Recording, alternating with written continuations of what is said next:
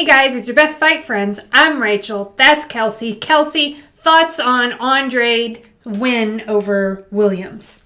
Demetrius Andrade. I'm so bored, Rachel, with Demetrius Andrade's career that I actually had to have some coffee to come up here and actually try to talk through it.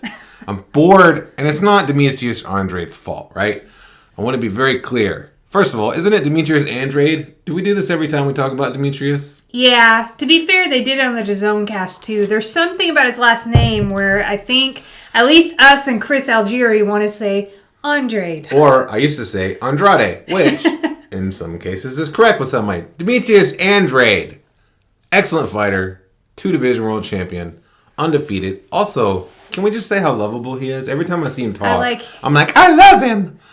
But here's why I'm bored with his career. It's because you could watch a fight a year ago or 2 years ago. It will be the same thing, right? Undefeated fighter. I love him. He deserves a big fight.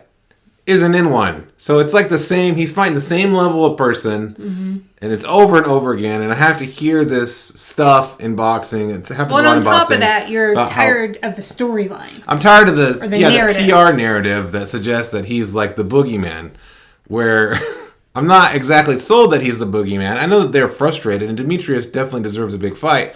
But I'm sick. I'm just sick of the whole thing. Just find a way to get a fight. Get a big fight. Make it happen. Even if you have to move up a weight, do that, and give us a good fight. Curious what other narrative you could drive being part of his PR team, because this does get a little old. I could tell it was getting old. With people on Twitter, they express the same thing, oh, we're going to hear this again. And so at the same time, I do. I get fighters who want big fights, and for whatever reason, maybe they're not coming their way. And sometimes you fight in a style that's difficult, right? Like you said, if somebody's a Southpaw, if they fight in the kind of if you're lucky you're not from Cuba, or you wouldn't even have a promoter at this point, right? I mean, that's the truth. Right. Think about Arslan Dilar or Guillermo Rigondeaux. Maybe one of the best fighters of his little time frame there before he became too old and tried to fight weight classes too big. This guy was great. Nobody wanted to fight a guy. Nobody fought him. He ended up not even having a promoter, really. You know what I think about often, too? Do you remember Paul Williams? Yeah. Paul Williams is a guy who, when he came up, Paul the Punisher Williams, he was a great fighter. Remember, he came up, I don't remember exactly what weight class. I think it was 140 pounds. He came up, he was a terror there, right? Hard for him to get fights. Well, what did he do? He moved up in weight, right? He kept moving up in weight. I think that boxing is set up great for this. If you're really such the boogeyman that nobody wants to fight you middleweight, then just move up to 168 and find somebody there. Somebody out there will fight you, and you can prove how great you are to both yourself and to all of us. Yeah, I think that it's almost like Andrade is holding on as long as he can because he wants to try and get these big fights at middleweight. But maybe it's just time. Maybe that's not how his journey unfolds. And it's fine, too. It's also fine to do that. If you want to be the WBO middleweight champion of the world and reel off 10 consecutive title defenses, and that's great, do that. But I don't want to hear I'm sick of the storyline.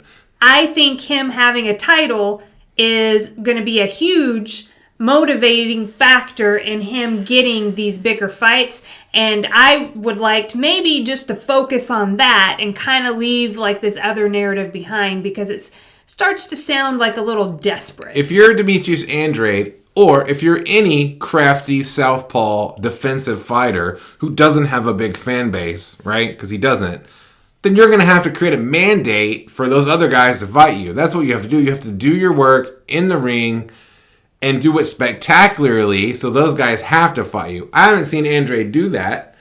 Or you have to be willing to move in weight. You have to be willing to take risks, to do big things. It also, the PR narrative is a little old, I think, because it's factually incorrect, and that Demetrius Andrade did sign to fight Jermell Charlo in 2014. They were getting ready to fight. That was a long time ago. It was a really, really big fight for both guys. But then Andrade found out that he wasn't making as much money as Jermell, and he decided that he didn't want that fight. He decided he didn't want that fight. So that's not as if he's been avoided. It's that he hasn't gotten the fights that he wants, how he wants them. Yeah, and that's just the truth. That's just what happened. You can choose to be picky in the fights that you take do that in your boxing career, and that's fine. But then there's also that's what happens, right? You didn't take that fight, so you didn't get that fight. Yeah, so I definitely want to see him in a big fight. I would love to see Demetrius Andrade fight Gennady Golovkin. In fact, I think I would favor him over Gennady Golovkin because Golovkin isn't what he used to be. He's still a very good fighter, but Andrade is in his prime. He's a great fighter. His style would present matchup problems, but obviously, if you're Gennady Golovkin's team, you're not trying to throw him in with Andrade until there's a mandate for that, or if there's some kind of like incentive. If this is going to be one of the biggest fights in boxing, then you do that. You wait till that happens. Love Demetrius Andrade. Don't love the narrative around him. Kind of bored of the whole thing. I like him in boxing because I like to see different styles in boxing, so I really like him. What do you think about Eddie Hearn really tapping into that? Andrade didn't look great tonight. He can't make 160 forever. These guys better. What do you think about like a promoter saying? I love when a promoter is always trying to promote. And Eddie Hearn wants to get his fighter Demetrius Andrade a big fight, and he wants to do it against sounds like Jamal Charlo, the middleweight Charlo. I think that's awesome. I think Eddie Hearn's a really good promoter. I think he is doing everything he can to get Andrade to fight, or at least he's doing stuff like that. I love when people do stuff like that. A lot of great boxing promoters are like that. I love Eddie Hearn. I don't trust Eddie Hearn as far as I can throw him. You know what I mean? Like I definitely don't trust the things he says and does. But there's something about him that I do think is good for what he does. Like, I enjoy the things he says. Just like when Bob Arum, Hall of Fame promoter, Bob Arum says things. I can't remember. There's a famous quote like about him, how he lies all the time. When people are honest about who they are and kind of what they do, I don't know, I kind of enjoy it. I want to say I love Eddie Hearn, and I kind of feel like maybe a mob will show up at my house from the boxing community because I said that. But I find something about Eddie Hearn very likable. And I don't care that he's a really good promoter because he's a really good salesman. And so that is a thing out there that some people are really, really good at. And I feel like people kind of just are like these people, salespeople are, the scourge of society. We all benefit. Products we get, fights we get, shows we watch, all benefit from really great people who are just great at selling things. Yeah. And I think that that's okay. And whenever I see Eddie Hearn talk and speak, I like something. He has a certain charisma, a certain likability that I don't necessarily find in other promoters.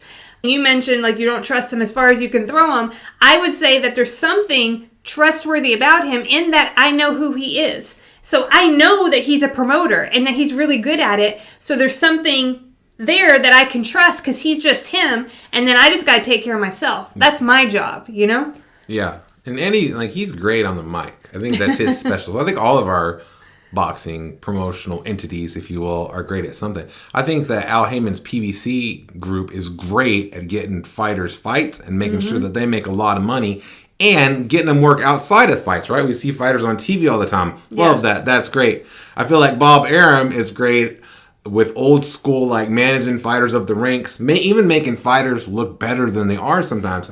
Bob Arum made Julio Cesar Chavez Jr. appear to be legit, almost middleweight champion. But it's because of his PR machine that he has and the great stuff that he does. And finally, I think that Oscar De La Hoya, he's great at accidentally making good fights because I'm not sure their matchmakers always intend to happen what happens, right? Wrong guy loses. But I think everybody has their special skill. And of course, our favorite boxing promoter, Rachel, has to be Kathy Duva. Which is awesome at being Kathy Duva. You know what else I like? I like his vocal quality. He's awesome. There's something about the way that he speaks, the way it sounds. I don't know what it is, but I just love it. And it's like an angel. He is. I don't know if it's like an angel, but I just love it. Boo Boo. That's also a love. Not only is he lovable, every time he talks, I'm like, I love this guy. But he's got a lovable little nickname, Boo Boo. Hey, Boo Boo. He's our precious Southpaw American angel who no one wants to fight. Hey, you can't deliver the now story. I will be part of the PR machine. Hey, you can be part of our machine. Was that a good transition? Perfect. Thanks for tuning in to Real Talk with Kelsey and Rachel. I'm Rachel. That's Kelsey.